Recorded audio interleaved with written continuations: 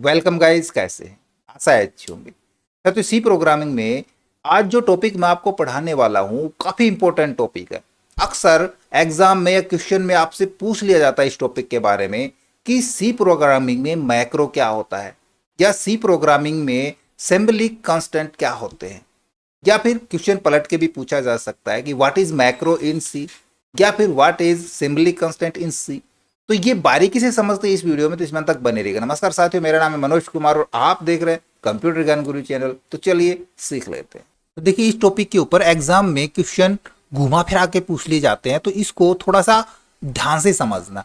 सबसे पहले हम समझते हैं सिंबलिक कांस्टेंट को। अभी सिंबलिक कांस्टेंट से आप समझ गए होंगे, सिंबलिक का मतलब कोई भी एक सिंबल। इसका मतलब होता है किसी भी एक सिंबल के साथ ली गई वैल्यू, ये एक फिक्स वैल्यू होती है। जैसे पाई की वैल्यू, ओम की वैल्यू या इन्फिनाइट की वैल्यू। आपने पाई, ओम या इन्फिनाइट के सिंबल तो देखे होंगे। तो इन सभी सिंबल्स के या इन साइंस के आधार पे एक वैल्यू होती है। जैसे पाई की वैल्यू होती है 3.14। यानी हम एक ऐसा कांस्टेंट बनाए जो कि एक सिंबल को प्रेजेंट कर रहा हो, तो किसी नाम को एक वैल्यू के साथ फिक्स कर देंगे, तो वो कांस्टेंट एक सिंबलिक कांस्टेंट बन जाएगा। वो क्या कहलाएगा? वो एक सिंबलिक कांस्टेंट कहलाएगा। अब सिंबलिक कांस्टेंट को इंप्लीमेंट करने के लिए प्रोग्राम में हैज डिफाइन कीवर्ड का यूज करते हैं। जैसे हम हेडर फाइल का यूज करते हैं हैज इंक्लूड, इसी प्रकार हैज इंक्लूड की तरह ही हैज डिफाइन भी एक प्री प्रोसेसर डायरेक्टरी होती है। इसका एग्जाम्पल देखिए, हम इसको किस प्रकार से लिखते हैं। सबसे पहले तो हम हेडर फाइल लगाएंगे हैज इंक्लूड stdio.h।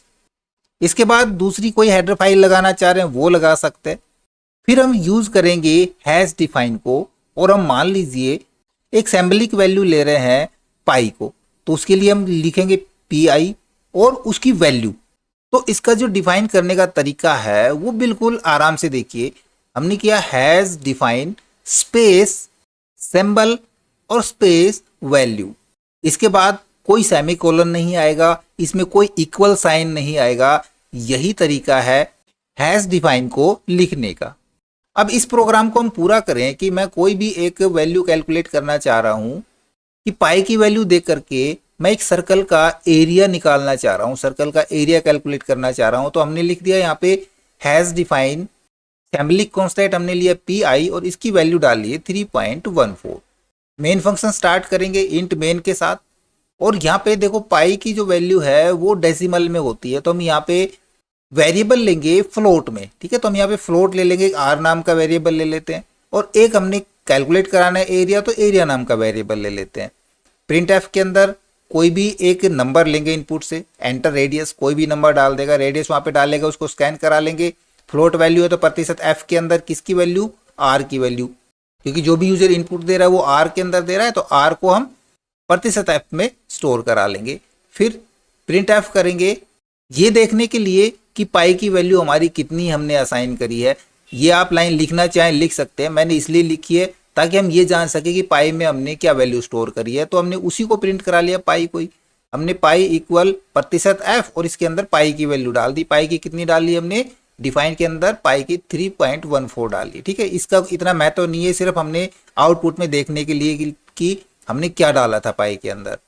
एरिया नाम का वेरिएबल हमने लिया था, एरिया के अंदर डाल देंगे हम area equal to pi multiply r, और प्रिंट करा लेंगे किसको? हम यहाँ पे एक मैसेज दे देंगे एरिया ऑफ सर्कल इक्वल प्रतिशत डी, और इसमें किसकी वैल्यू आ जाएगी? अब एरिया की वैल्यू आ जाएगी, क्योंकि जो कैलकुलेशन हमारी आई कहाँ पे चलेगी? एरिया वेरिएबल के चली गई, वो प्रतिशत एफ में आ जाएगी, प्रिंट हो जाएगी हमारी वैल्यू, और इस फंक्शन को वापस रिटर्न करा देंगे, रिटर्न 0। चलिए फटाफट मैं इसको रन करा के दिखा देता हूँ। यहाँ पे हम run and bill pay click कराते हैं और पाई की कोई भी वैल्यू एक मैं यहाँ पे डालता हूँ, 5 डालता हूँ, एंटर प्रेस कराएंगे तो एरिया कितना आ गया?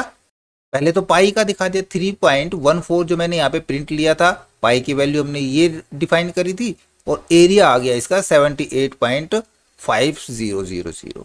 ये तो एग्जाम्पल हो गया आपका सिंबलिक कांस्टेंट का। हमने कोई भी एक सिंबलिक कांस्टेंट लेना है तो उसकी वैल्यू हमने जो फिक्स वैल्यू होती है वो एक सिंबलिक कांस्टेंट कहलाता है। अब चलते हैं मैक्रो के ऊपर। अब मैक्रो क्या होता है? तो देखिए, सबसे पहले ये जान लो कि मैक्रो को भी हैश डिफाइन के साथ ही लेते हैं, और मैक्रो को एक छोटा फंक्शन यानी कि वन लाइन फंक्शन भी कह सकते हैं। आप कोई ऐसा फंक्शन लिखना चाहते हो जो एक लाइन का हो, तो उसके लिए मैक्रो का यूज कर सकते हैं, क्योंकि ये एक लाइन एक्टिविटी के लिए इस्तेमाल होता है।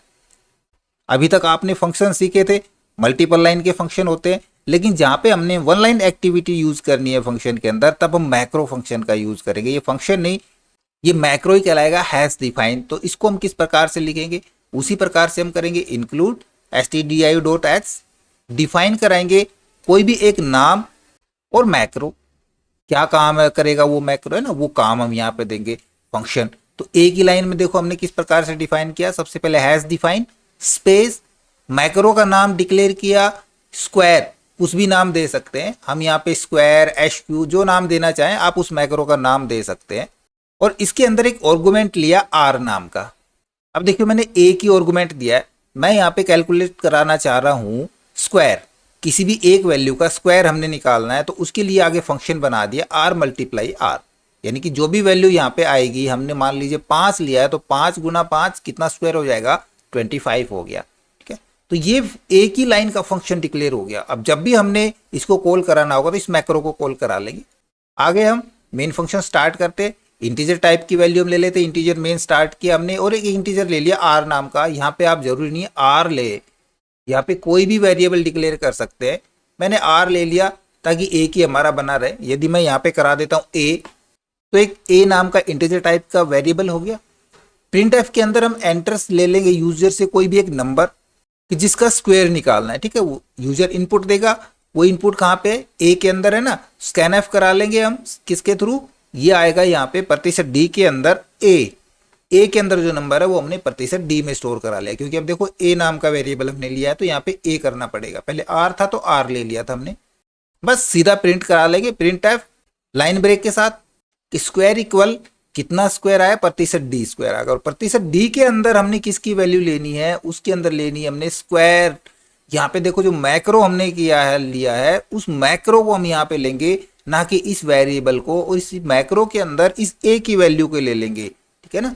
तो अब ये किस प्रकार से काम करेगा, जैसे हमने स्क्वायर को यहाँ पे लिया तो ए के अंदर जो वैल्यू है, क्या है वैल्यू यूजर ने दिया, मान लीजिए 5 दिया यहाँ पे, तो ये 5 क्या करेगा, ये स्क्वायर वापस अपने मैक्रो के पास भेजेगा। यहाँ पे यहाँ 5 आ गया, यहाँ पे देखा 5 गुना 5 25, तो ये वापस से रिटर्न करेगा ए को, और ये वैल्यू स्टोर हो जाएगी हमारी प्रतिशत डी के अंदर, और मेन फंक्शन को रिटर्न करा देंगे। क्लियर, सेव करा देते हैं हम इस प्रोग्राम को और रन करा लेते हैं वापस से। और यहाँ पे हम 5 ही डाल के देखते हैं, एंटर प्रेस कराएंगे तो स्क्वायर इज 25। दूसरी कोई वैल्यू डाल के देखते हैं, फिर से रन कराता हूं मैं यहाँ पे, इसको मैं इस बार 9 वैल्यू डालता हूँ 81। एक और एग्जाम्पल देख लेते हैं इसका, कि हमने किन्हीं भी दो वैल्यू में मैक्सिमम वैल्यू देखनी है, तो मैक्स के लिए देखो फंक्शन किस प्रकार से लिखते हैं ना।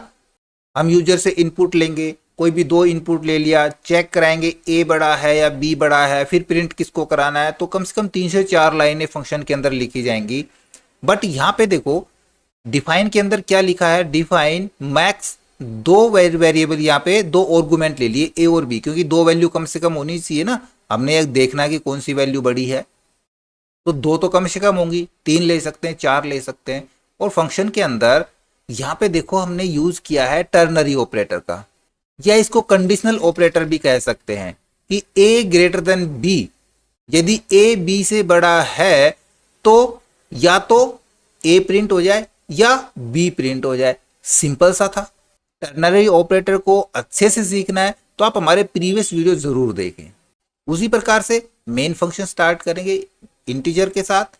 2 वेरिएबल हमने डिक्लेयर किए ए और बी नाम के, क्योंकि 2 इनपुट कम से कम लेंगे यूजर से, तो यूजर को कह दिया एंटर 2 नंबर्स, और इसको स्टोर करा लिया हमने स्कैन ऐप के जरिए प्रतिशत डी के अंदर कौन कौन सी वैल्यू, इसके अंदर तो ए की वैल्यू और इस प्रतिशत डी के अंदर बी की वैल्यू स्टोर हो गई।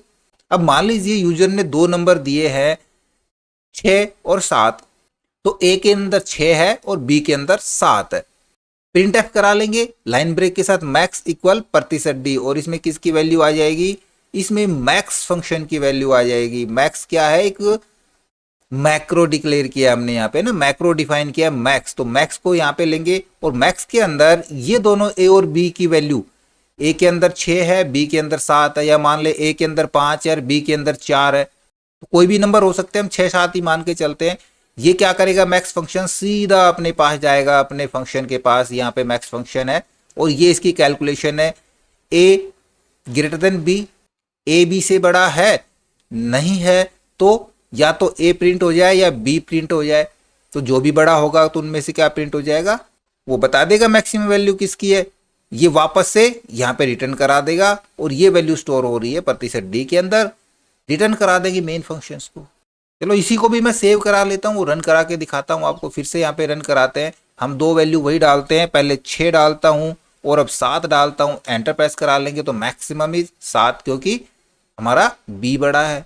या फिर दूसरा नंबर हम डाल के देखते हैं, फिर से रन कराता हूँ मैं इसको और यहाँ पे इस बार डालता हूँ मैं, पहले बड़ी वैल्यू डालता हूँ और फिर छोटी वैल्यू डालता हूँ, तो इस बार मैक्सिमम 9। और यदि मिनिमम देखना है तो हम सिर्फ यहाँ पे ये सिंबल चेंज करा देंगे, ए ग्रेटर देन बी की बजाय ए लेस देन बी, और क्वेश्चन मार्क के साथ हम टर्नरी ऑपरेटर के साथ ए कोलन बी यूज करा देंगे, तब ये मिनिमम वैल्यू निकाल के दे देगा। तो एक बार इसकी खुद से प्रैक्टिस करके जरूर देखें। उम्मीद करूंगा टॉपिक आपको समझ में आ गया होगा। तो फिर से मिलते हैं नए वीडियो में नए टॉपिक के साथ। आई होप वीडियो आपको जरूर अच्छा लगा होगा। इसी प्रकार अच्छी अच्छी वीडियो देखते रहने के लिए लगातार हमारे साथ बने रहे। हमारे वीडियोज को ज़्यादा से ज़्यादा हम दोस्तों में शेयर करें, मैं लाइक करें, और यदि नया हमारे चैनल पे तो हम सब्सक्राइब जरूर कर लें।